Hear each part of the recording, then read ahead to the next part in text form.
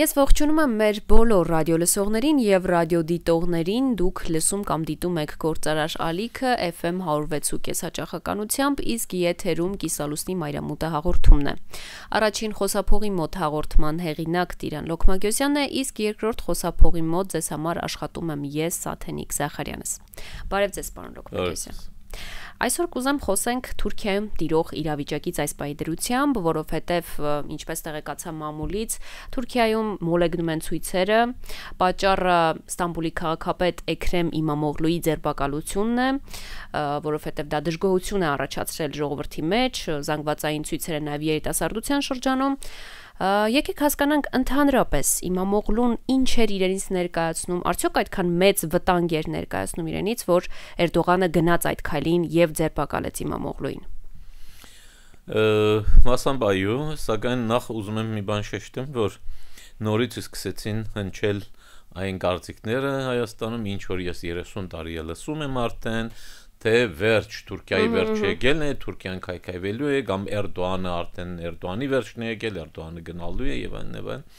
անգամ միշտ եղել է մարդիկ, որ անգամ ժամկետ են տվել 2 ամիս կամ 2 շաբաթ, ես հստակ գիտեմ կոնկրետ տեղից եւ բոլորին նորից հիասթափեցնեմ, Թուրքիան այդքան հեշտ չի կործանվի, Էրդողանն էլ այդքան հեշտ չի կործանվի, Էրդողանն էլ այդքան հեշտ գնացողը չէ։ Էրդողանը այն աղվեսներից է, ըստ թուրքերը մի հատ խոսք ունեն, ասում են նրա գլխում 40 աղվես են բտտվում, 40 աղվեսի բոչերը իրար չեն բտտվում։ Այդպիսի մեկն է Էրդողանը։ Դրա համար եթե այդպիսի գործ արեց, իմիջիայլոց միայն Իմամօղլուն չէր, մի 100 հոգի ձերբակալեցին մի անգամից, ուրեմն դա նշանակում է, որ սա նախորոք պլանավորված եւ ոչ թե մի անգամից որոշում առնված, կարող է մի քանի շաբաթ, մի քանի ամիս, 1-2 ամիս վրան աշխատել են գուցե, նախորոք որոշել էին, որ այս բանը պիտի անեն ու մի անգամից տվին հարվածը ու կատարեցին իրենց գործը։ Իսկ Էրդողանը այն մարդը չէ, որ վարկանական ինչ որ մի բան անի, եթե մի բան անում է, ուրեմն լավ ծրագրավորած է, հատկապես եթե նկատի ունենանք, որ այսօրվա իր կաբինետը իր ամբողջ այս քաղաքական գործունեության մեջ ունեցած ամենամասնագիտացված կաբինետն է, բոլորը, ասենք, բան մարդիկ են, իրենց ոլորտների մասնագետներ են, եւ չմոռանանք նաեւ իր կողքը կանգնած է Հական Ֆիտանի նման արտգործնախարար, սակայն նա ավելի շատ է, քան արտգործնախարարը, եւ ես կարծում եմ, որ հենց դրա հետ կապված է այս ամեն ինչը։ Ինչի, որովհետեւ ես արդեն այս վերջի ընտրություններից առաջ էլ, հետո էլ ասել էի, որ սա վերջի ընտրությունը կլինի երևի Էրդողանին, եթե իհարկե մի մեծ ինչ որ բան չպատահի, որ ստիպված լինի մի անգամ էլ առաջադրվի, սակայն ինձ թվում է, որ չէ, որովհետև անգամ այս կաբինետից էլ երևում է, որովհետև մինչև այդ միայն մինչև ասենց բան, ոնց ասեմ, այսինքն մեր Հայաստանի իշխանությունների նման կաբինետ էր կազմում, որ ոչ մեկը ոչ մի մասնագիտություն չունի, այսինքն կարելի է ասել մի երկու հատ դեբիլ կար անպայման այդ կաբինետում, հատկապես նրանցից ընտրում էին ներքին գործերի նախարար եւ բայց այս անգամ արդեն որովհետեւ հիմա այս անգամ տեսնում եք, որ այլևս նախկին Էրդողանը չէ, ելույթներ շատ չի ունենում, նա շատ էր սիրում ելույթներ, ամեն օր միտեղ ելույթ էր ունենում ժամերով, այլևս ելույթներ չի ունենում, ինքը մասնագետներին հանձնեց ամբողջ երկիրը եւ ինքը նստեց իր կախը ու հսկում է բոլորի վրա։ Եվ իր կողքը, ինչպես ասացինք, Հական Ֆիտանի նման շատ պատրաստված, շատ հետաքրքիր գենսակրություն ունեցող մարդ է, Հական Ֆիտանի մասին ճիշտ է ասենք, որ գենսակրության մասին մենք տեղեկություն համարյա թե չունենք, որովհետև Հական Ֆիտանը ամենասկզբում ինքը եղել է սպա, այսինքն սպայական դպրոց համալսարան է ավարտել, հետո սպայություն է արել եւ նման մարդկանց գենսակրությունը չի բացահայտվում, ինչպես դիվանագետներ եւ այլն, հետո դա թողել է, անցել է ուրիշ գործունեությունների, աշխարհի 4 կողմերում շատ հետաքրքիր միջազգային կառույցներում եւ այլն աշխատած, իրագինների միջայլոց նայել դիվանագետ է, նայել կենսակրթություն չունի, այսինքն մի քանի տվյալներ միայն, հետագայում էլ դարձավ Թուրքիայի բանը, այսինքն գաղտնի գործակալության ղեկավարը եւ բանակային գաղտնի գործակալությունն էլ միացրեց քաղաքացիականին, այսինքն Թուրքիայի մասին նա գիտի ամեն մեկին, ամեն մի թռչուն որտեղ թռնում է նա գիտի արդեն ով ոնց որտեղ ինչ եւ այլն եւ այդպիսի մարդ հիմա էլ դարձավ արտգործնախարար, այսինքն Թուրքիայի այսօրվա ամենավտանգավոր, ամենագիտակ ամենախելոք նաև մարդկանցից մեկն է, այս ամեն ինչը եթե հավաքում եք եւ ինքը Էրդողանը Հական Ֆիդանին միշտ իր կողքն է պահում, ցույց է տալիս, որ իր հետնորդը Աբակա Թուրքիայի նախագահը դառնալու է մեծավանականությամբ Հական Ֆիդանը։ Հիմա Ֆիդանը կամ ինքը մյուս ընտրությունները կալու են, չէ՞։ Այդ ընտրությունների համար նախապատրաստություններ այսօրվանից անում են, ճանապարհները մաքրվում են։ Դե այդ ճանապարհների մաքրման գործում գլխավոր խոչընդոտներից մեկը, եթե ոչ ամենագլխավորը այսօրվա, այո, Իմամ Օղլուն էր, ինչպես որ դուք էլ ասեցիք։ Ինքը անցած ընտրություններում էլ մեծ շանսեր ուներ, սակայն ամենայնիվ ամեն ինչ արեցին, որ չստացվի եւ այն բանը Իմամ Օղլուի գուսակցություններ, ժողովրդանապետական գուսակցություններ սխալ քայլեր արեց, բան, տենց չստացվեց, բայց այս ընտրություններում արդեն կստացվի, որովհետեւ Իմամ Օղլուն Էրդողանի նման քիչ թե շատ խարիզմատիկ անձ է եւ ինքը շատ հանգիստ, հանդարտ մարդ է, դրանով մարդկանց գրավում է եւ հետևորդներ շատ ունի իհարկե, իրեն հավանողներ շատ կան, բացի այդ քաղաքական դաշտում այդ մագարտակի մարդ չկա, այսինքն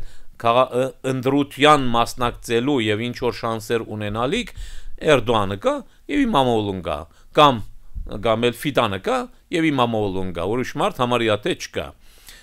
Շատ դժվար է ասենք մի անագնկալ մեկը հայտնվի, այդ անագնկալ մեկն էլ քանի որ անագնկալ է ծանոթ չէ ժողովրդին, դրա համար շանս չունենա իհարկե, այսինքն Էքրեմ Իմամ Օղլուն գլխավոր շանսեր ունեցող մարդկանցից մեկն էր, այդ պատճառով էլ վտանգավոր էր։ Արդեն վաղուց իր հետևից էր ընկած Էրդողանը, ասենք ինչ որ մեղսակցությունների մեջ անպաստանվում են եւ դատավարություն բան վերջում այո ձերբակալեցին եւ դա հետաքրքիր է միայն Իմամ Օղլուն ինչ ձերբակալեցին աղքին մի 100 հոգանոց մի խումբ այդպես ձերբակալեցին եւ Իմամ Օղլուն այդ ձերբակալված եւ այսօր էլ նստած Էրդողանի զոհերից քաղաքական եւ հատկապես մամուլից նաեւ զոհերից մեկը նե այժմ արդեն այս պահին վերջինն է եւ հավանաբար մինչեւ մյուս ընտրությունները մինիմում Իմամ Օղլուն էշ դուրս չի գա այնտեղից այդ պատճառով իր առաջ կգտրեցին հիմա ցույցերը այնպես է որ Իմամ Օղլուն քաղաքական գործիչ էր, այսինքն այնպես չէ որ ժողովուրդն է դուրս եկել, այլ հիմնականում ժողովրդանապետական կուսակցության ակտիվիստներն են դուրս եկել եւ նաեւ իհարկե կան մարդիկ, որ ասենք դեմոկրատ մտածող մարդիկ են, մի քիչ ձախ ուղղություն ունեցող մարդիկ են եւ այլն, որոնց դուր չի գալիս թե ինչ է կատարվում, իրենք էլ հասկանում են, որ հակառակորդին շարքից անելու խնդիր է այստեղ դրա համար նրանք էլ են դուրս գալիս դա է խնդիրը իրականում թե չէ այնպես չէ որ ժողովրդական ապստամբություն եւ այլն ապստամբություն ընդհանրապես չէ ոչ մեկը դա չխառնե Մայդանի հետ եւ այլն կամ գունավոր հեղափոխությունների հետ չէ դա գունավոր հեղափոխություն չէ դա ուղղակի քաղաքական գործընթաց է որ պիտի լինի դա նորմալ է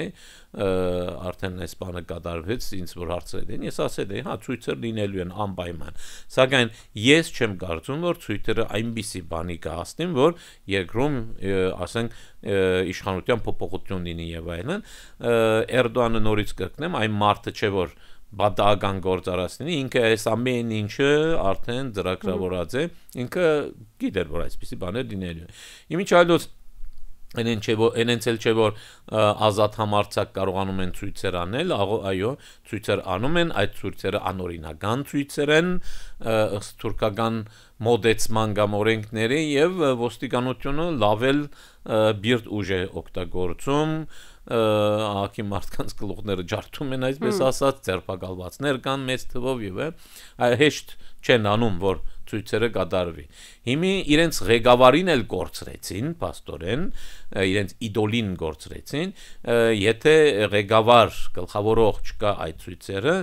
այդ իհարկե ինչ որ մի ժամանակ հետո կմարեն եւ ասեմ որ գեզի ցույցերը, այն որ Ստամբուլի Թաքսիմի կենտրոնում որ երդասարտները հատկապես անում էին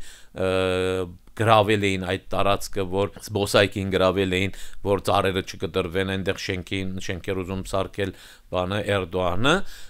դա ավելի լուրջ էր ավելի վտանգավոր էր եւ դա այո դա քաղաքական չէր դա մասսայական էր դա մասաների բորբոքված մասաների ցույցներ այնտեղ ամեն տեսակի մարդ կար իհարկե գուսակցությունները փորձեցին դա օգտագործել եւ դա ուրիշ խնդիր իմիջիալոց իրենց նպատակին հասան իշխանությունները հրաժարվեցին այդ մտքից եւ ցույցերը ավարտվեցին չնայած դա ավելի շատ նստացույց էր այսինքն այդ երդասարտները գալիս գրավում էին այդ տարածքու նստացույց էին անում դա էլ վտանգավոր չէր լինի բայց այնուամենայնիվ դա մասսայական ընդվզում էր ինքնաբուխ ընդվզում էր իսկ սա քաղաքական է հիմնականում ժողովրդանապետական գուսակցությունն է որ այդ բանը առաջ է տանում եւ ինչքան ժամանակ կգնի կարող է նաեւ Էրդողանը ավելի բիրտ ուժի բանը դիմի ավելի ուժ մեծ ուժեր օգտագործի անգամ կարող է եթե շատ առաջ գնան բանակը կան չէ բանակով ջարդել դա այդ մարդկանց դա Թուրքիայում նորմալ բան է դա մենք շատ ենք տեսել դա հեղափոխություն ես չեմ սպասում դա հեղաշրջում չեմ սպասում շատերը հենց այդ կարծիքն էլ հայտնում էին որ այո կարելի է հեղաշրջման փորձ նույնիսկ սա անվանել դուք փաստորեն չեք կարծում որ այդպես կլինի ես ինչպես միշտ մեր պարաբանց գարձիկ հայտնող թուրքագետների մասնագետների հագարակն եմ նորից պնդում չի հասնի Թուրքիայում այո Թուրքիան այն երկիրն է որ 10 տարի մեկ համարյա ինչ որ հեղաշրջման փորձ հեղափոխություն եւ ինչ որ բաներ են կատարվել միշտ սակայն կատարվել են վերևից ներքևից չեք կարող Թուրքիան ոչ մի բան անել ներքևից այսինքն նկատի ունեք ժողովրդի միջից այո ժողովրդական ընդվզում եւ այնը շատ դժվար է համարյա թե անհնարին եթե ոչ հաստատ անհնարին եւ բոլորը եկել են վերևից կամ բանակն է արել այսինքն ուժն է արել կամ ասենք քաղաքական ինչ որ խնդիրներ են եղել եւ այն բայց հիմնականում բանակը եթե մասնակցել է այն ժամանակ եղել է այն ժամանակ հաջողության է հասել թե չէ անգամ փորձեր որ ինչ որ բանակայիններ ավելի փոքր աստիճաններ ունեցող բանակայիններ եթե փորձել են էլի չի ստացվել որովհետեւ վերևինները չեն մասնակցել եթե ուրեմն տապալվել է այդ ամբողջ գործը Եվ Թուրքիան այո եթե չհաջողված ինչ որ փորձերն էլ եթե բանեն այո մասսայական ցույցեր են եղել ինչ որ բաներ ինչ որ կերպ մեծ ընդգրկում են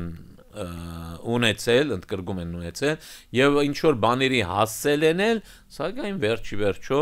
եթե ոչ մի բան չլինի բանակը դուրս են անել բանակով ջարդել են մարդկանց եւ այդ ամեն ինչը նորից վերացել է խաղաղվել է այդ ամեն ինչը այդ պատճառով ես շատ մի բան չեմ սպասում եթե իհարկե մի փոքր տոկոս այդ հավանականությունն էլ կա եթե սա հենց Էրդողանի կողմից կազմակերպված թատրոն չէ համաձայնեցված ինչ որ մի բան սակայն ես մեծ հավանականություն չեմ տալիս նրան սա Էրդողանի երթական քայլերից մեկն էր իր իշխանությունը ամրապնդելու եւ առաջ տանելու Իսկ Իմամօղլուի ձևակերպված մեղադրանքը ո՞րն է, այսինքն ինչքան է սպառնում Էրդողանը նրան պահել բանտում, արդյոք դա միջև ընտրությունները կլինի, այսինքն միջև ընտրություններ Իմամօղլուն փակի տակ է լինելու, ընդհանրապես ինֆորմացիա ունեք այդ մասով։ Ես կարծում եմ, որ հաստատ մինչև ընտրությունները կբահեն այսպես թե այնպես, դարբեր մեղադրանքներ կան, ասենք աշարագերություն, փողերի վատնում եւ այլն եւ բանը արկիլված ինչ որ տերորիստական գազམ་ագերբության հետ համագործակցություն PKK-ի մասին իհարկե խոսքը եւ դա շատ հետաքրքիր գետ է դեռ մի քանի օր առաջ համարյա կարելի ասել արդեն PKK-ի հետ ախպերացել էին, Öcalանը կոչ էր արել, Öcalանի մասին շատ լավ բաներ էին ասում եւ արդեն ընդունվում էր, որ քրդական հարցը վերացավ, PKK-ն այլևս բանը, այսինքն բդանգավոր չէ, թշնամի չէ։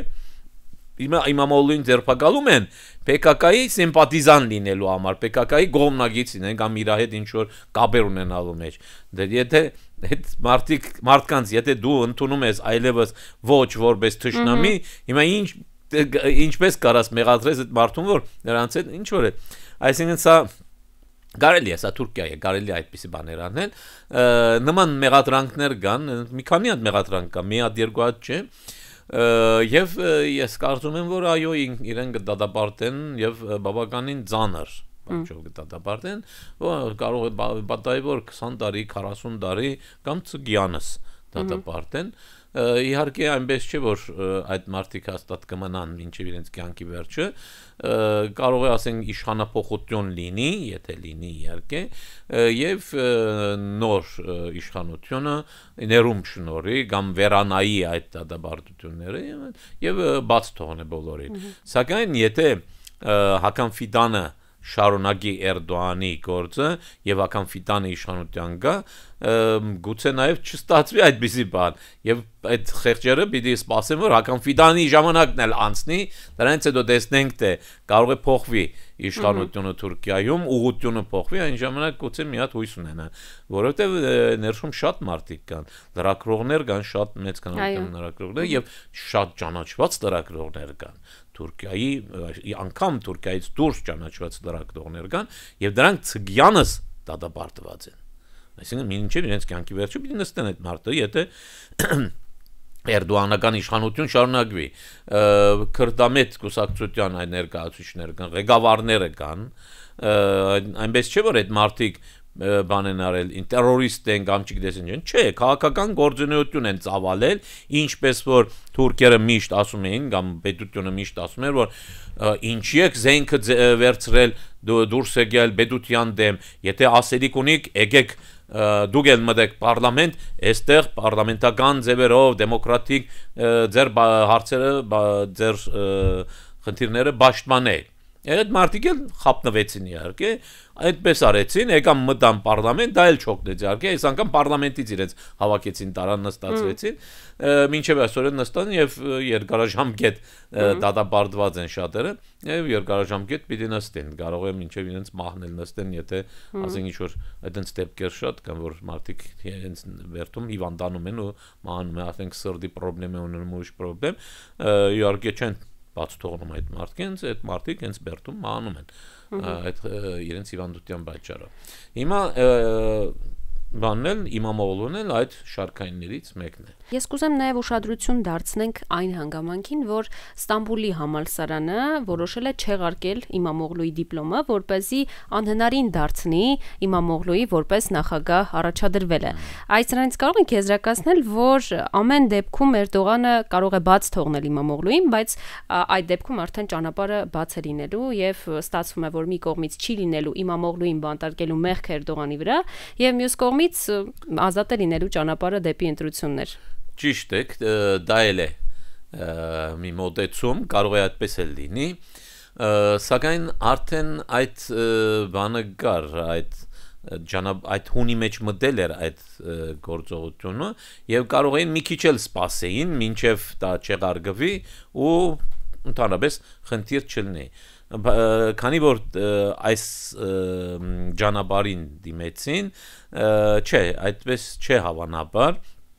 Սակայն սենց կարող է լինի։ Եթե տեսնեմ, որ այնուամենայնիվ այդ ընդվզումը շարունակվում է ցույցերը եւ այլն եւ դժվար է ճնշելը, ինչ-որ պրոբլեմ կարող է այդպես էլ անեն։ Կարող է բաց թողնեն իրեն, ինչ որ պատճառ, իմ չափ այսպեսի բան էլ կա։ Կարող է դադարություն լինի, դադապարտեն եւ պայմանական ազատարձակեն։ Իմի պայմանականը Դամոկլյան սուրի նման է այդ մարդու գլխին գախված։ Եթե մի փոքր նորից մի բան անի, կամ ինչ որ մի բանով ամբաստանեն, ու բանը մի անգամից երկու մեղքերը իրար վրա բարթվում են եւ այն ժամանակ հաստատ նստում է։ Դրա համար շատ զգուշ պետք է այդ մարդը այլևս իր կյանքում, որ նորից ինչ որ մի սխալ բան չնի, իր գլխի մի բան չսարքեն։ Կարող է նաև, բայց այնուամենայնիվ, եթե տեսնե որ վտանգավոր է լինում, կարող են ջնջեն իր դիպլոմը բանը, սակայն այստեղ մի ուրիշ խնդիր կա։ Այդ առումով բանն էլ Էրդոյանն էլ իրականում վտանգի տակ է, որովհետև Էրդոյանի դիպլոմի հետ կապված էլ կասկածներ կան եւ շատ ուժեղ կասկածներ կան։ Սակայն քանի որ Էրդոյանը երկրի նախագահն է, ուժը իր ձեռքում է, ինքը անձեռնմխելի է, կարողանում է կանխել այդ բանը եւ շատ հետաքրքիր բաներ կան։ Օրինակ այնտեղ որպես համալսարան գրված է այնպիսի անուն, որ այդ ժամանակ այդ անունը չկար։ Չի եղել, այսինքն չի կարող լինի չեղած համալսարանի այն ժամանակ դեռ գոյություն չունեցած համալսարան, ինչ որ գեղձելուց ինչ որ սխալ են արել, իհարկե չեմ մտածել թվականների մասին, սակայն այդպիսի բան կա, այսինքն իրականում Էրդոյանի գլխին էլ կախված է այդ բանը, բայց Էրդոյանը կարող է մեկ դա կանխի, իսկ հակառակը Էկրեմ Իմամօղլուն, որ կարող է իսկապես էլ շատ հավանական է, որ գեղձ չէ Իրանը, սակայն գլխին կարող են սարքեն Իմամօղլին, սակայն Էրդոյանին չէ։ Տվյալ դեպքում էս գործողությունները, որ անում է Էրդողանը, արդյոք բացասաբար չի ազդի իր, այսպես ասենք, ռեպուտացիայի հեղինակության վրա եւ մարդիկ ուղակի կընտրեն կամայական ինչ-որ այլ տեխնացուի եւ ոչ Էրդողանի ու նրա կուսակցության անդամներին։ Տեսականորեն ճիշտ է իհարկե, բայց ինքը իմ դեմ խաղ չգա մոդեցումով է մոտենում, այդպես էլ կա իհարկե, այդ ուժով անում է, այսինքն ինչ Էգրեի համարյա թե իշխանության, իհարկե երկրորդ շրջանը, ասենք, սկզբնական շրջանը չէ, ինքը մտավես բանում է, եւ ինքը անում է այն, ինչ ուզում է, ներողություն թքած ունենալով ամեն ինչի վրա, օրենքի վրա էլ, մարդկանց կարծիքի վրա էլ եւ այն, բայց քանի որ արդեն իր դեմ ովևէ լուրջ ուժ չկա, դա դժվար է ձեր ասածը, որ Էրդոյանին չընտրեն, մյուսին ընտրեն, բա որ ում ընտրեն, չկա այդպիսի մարդ, ճանաչված մարդ եւ այլն։ Մյուս կողմից մի ուրիշ դժվարություն էլ կա այդ բանի համար։ Էրդոյանը մի ասենց 30% կուրզանգված ունի։ Այսինքն այդ մարդկանց ընտանիքը սոված մեռնի, այդ մարդիկ ընտրելու են Էրդոյանին։ Չկա ուրիշ բան։ Էրդոյանի հետևից են գնալու։ Եթե 30% ունես, դա մեծ թիվ է իհարկե, այն էլ կործանվի։ Ինչ ուզում ես արա։ Երկրը կործանվի, այդ մարդիկ ընտրելու են Էրդոյանին։ Դա մեծ թիվ է իհարկե, եւ դրան մի քիչ էլ ինչ որ մի բաներ անես 40%-ի հասնես, այ վերջացավ։